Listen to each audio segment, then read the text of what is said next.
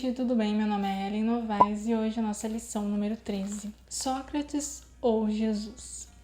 Na lição desta semana a gente vai estudar o capítulo 1 de Gênesis e lá nós vamos ver o relato da criação. Como você sabe, na lição deste trimestre, que já está acabando, a gente está estudando sobre imortalidade da alma. E o capítulo 1 de Gênesis tem tudo a ver com esse assunto, porque lá é mostrado a criação de Deus. E lá nós também vemos Deus falando que faria o homem à sua imagem e à sua semelhança. Lá no capítulo 2 nós vemos com mais detalhes a formação do homem. Mas no capítulo 1 nós vemos toda a obra de Deus completa. E no fim, quando Deus viu tudo aquilo que ele tinha feito, ele viu que era muito bom. Para Deus, a sua criação era muito boa, mas para Sócrates, o corpo não é algo bom. E é sobre isso que a gente vai falar durante esta semana. Como você sabe, essa ideia da imortalidade da alma veio dos gregos. Muitos filósofos gregos acreditavam na imortalidade da alma. Por exemplo, para Sócrates e Platão, filósofos reconhecidos, eles acreditavam que o corpo era a prisão da alma e que a alma precisava se libertar do corpo. Falando de uma forma bem resumida, bem básica, era como se todas as coisas ruins estivessem no corpo e as coisas boas estivessem na alma. É como se o corpo fosse totalmente descartável e não fosse fazer falta, como se ele não fosse importante. A única coisa que realmente importaria era a alma. E isso vai totalmente contra os ensinos bíblicos, porque tudo o que Deus faz é bom. Foi Deus quem fez o corpo de Adão e Eva. E olha só o detalhe importante, foi a imagem e semelhança do Senhor. Não tem como algo feito pelas mãos de Deus que a imagem e semelhança dele ser algo ruim. O corpo não é algo ruim. O pecado é que é ruim. O problema não está no corpo, o problema está no pecado. Foi o pecado que distorceu aquilo que era bom. Obviamente, não somos exatamente a imagem e semelhança de Deus, assim como era Adão e Eva no Jardim do Éden. Toda aquela perfeição já não faz mais parte de nós. Mas isso não significa que o corpo é algo ruim, mas que o pecado é ruim, que o pecado é que fez isso. Mas muitas pessoas acreditam que pelo pecado ser algo ruim, e ele estar em nosso corpo, então nosso corpo todo é ruim e nós precisamos nos libertar dele. Mas não é bem assim. A solução que Deus tem para nós em relação a tudo isso não tem nada a ver com destruir o nosso corpo, mas sim transformar o nosso corpo em um corpo incorruptível. Obviamente, que aqueles que se apegam ao pecado vão ser destruídos com o pecado. Mas aqueles que aceitam a salvação, que aceitam a Cristo Jesus, terão um corpo incorruptível, um corpo transformado. Porque assim como a gente tem estudado, a alma, ela não é algo separado do corpo. Não existe esse dualismo para a Bíblia. Nós somos um ser integral.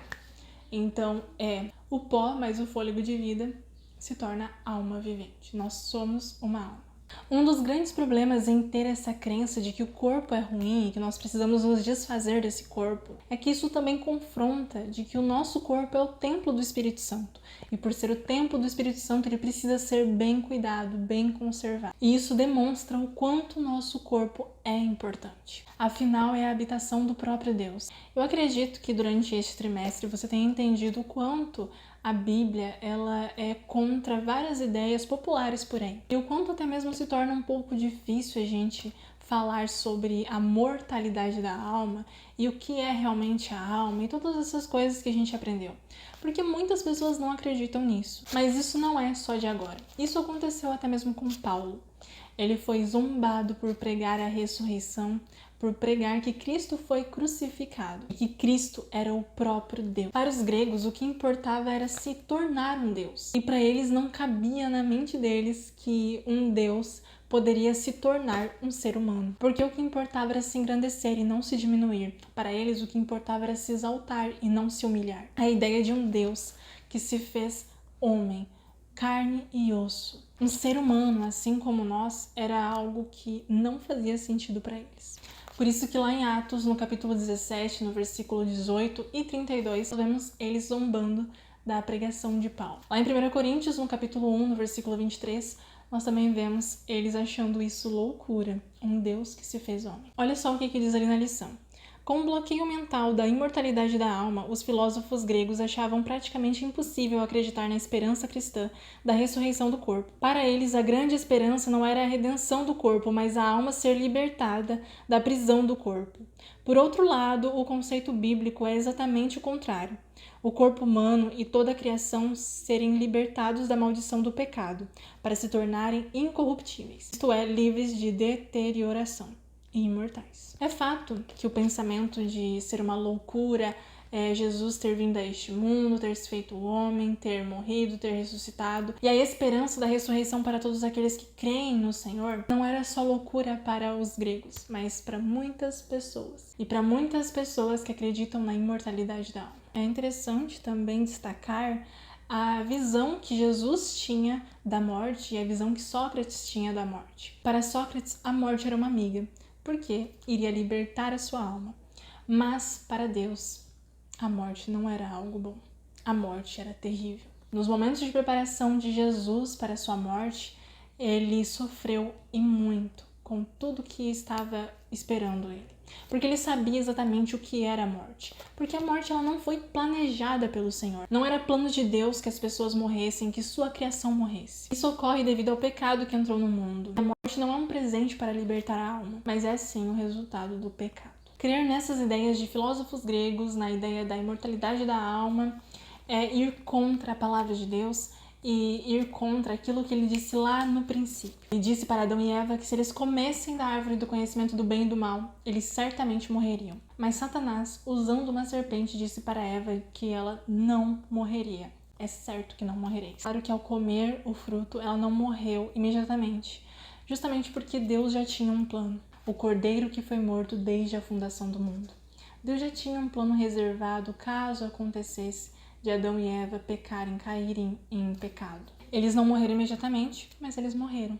Nós não os vemos hoje. Mas um dia poderemos vê-los, quando Jesus voltar e ressuscitá-los. O grande problema é que até hoje muitos ouvem a serpente. E pior do que isso, muitas pessoas são a serpente, tomam o lugar da serpente, sendo usadas por Satanás para espalhar mentiras. O fato é o seguinte, a Bíblia deixa bem claro que não existe imortalidade da alma para seres humanos. Muitas pessoas dizem que sim, Sócrates, Platão, outros filósofos disseram que sim. E nós temos hoje uma escolha a fazer. De que lado que nós ficamos? Quem nós vamos ouvir? E não adianta dizer que está ao lado de Jesus e continuar acreditando nessas crenças populares que tem por aí. O lado da verdade está bem claro. A doutrina da imortalidade da alma difama a Deus, difama o caráter de Deus.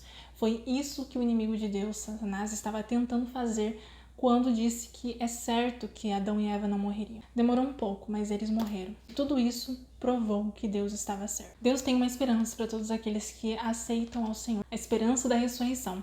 Mesmo que para muitos pareça loucura, para aqueles que acreditam, para aqueles que têm fé em Deus, sabem que isso é verdade e que isso faz sentido e que não é loucura. A lição desta semana, a palavra da rede semântica é dualismo. Coloca aí nos comentários a sua rede semântica dessa palavra.